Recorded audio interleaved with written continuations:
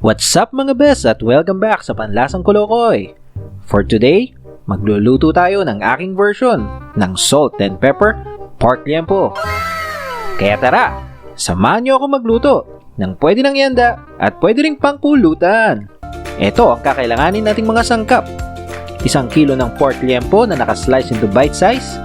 Andyan din ang salt at pepper, 2 tablespoon sesame oil, 1 cup cornstarch, 3 tablespoon ng chili flakes, 1 whole crushed garlic, 1/2 cup ng spring onions, at syempre, ang cooking oil. Simulan mo nang i-marinate ang pork liempo mo, bes. Lagyan mo ito ng salt, pepper,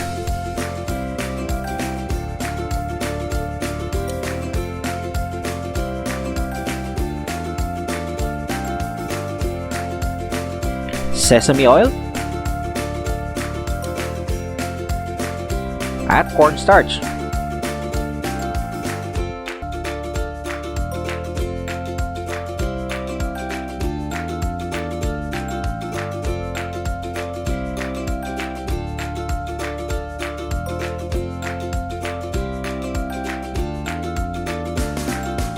At haluin mo lang ang mga ito, mga bes.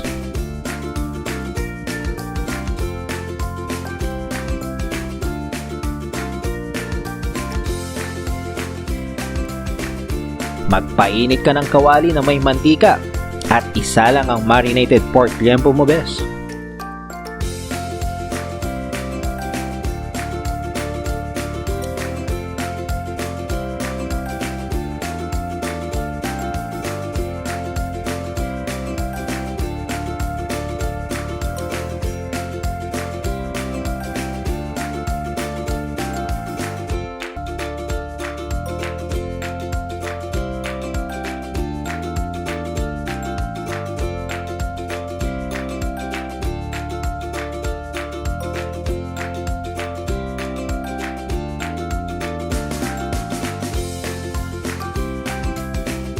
Hintayin mo lang itong maging golden brown bago mo ito hanguin.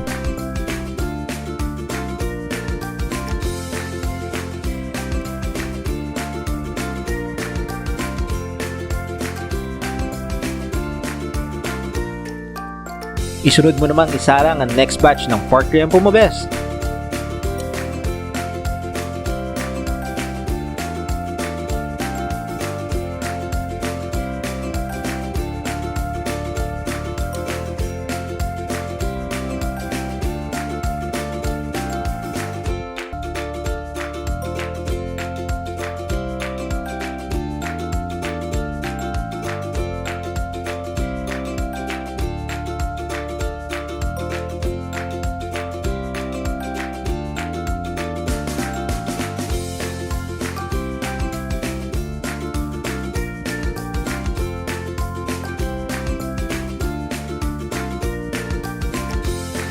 Pagtapos mo ng prituin ng mga ito, isalang mo naman sa malaking kaldero ng 2 to 3 minutes ang garlic, spring onions, at chili flakes.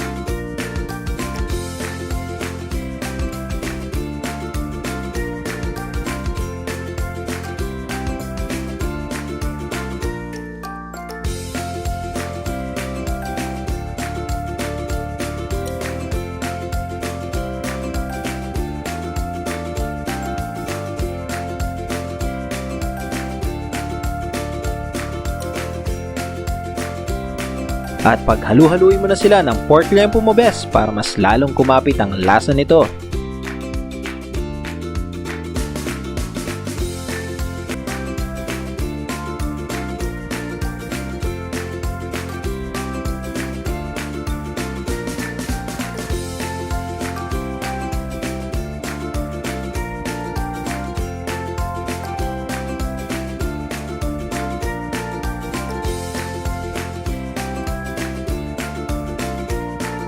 So ano pang inaantay mo dyan, Bes?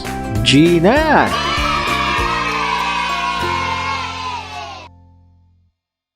Thanks for watching mga Bes! God bless you, stay safe, at kita-kits ulit! Bye-bye!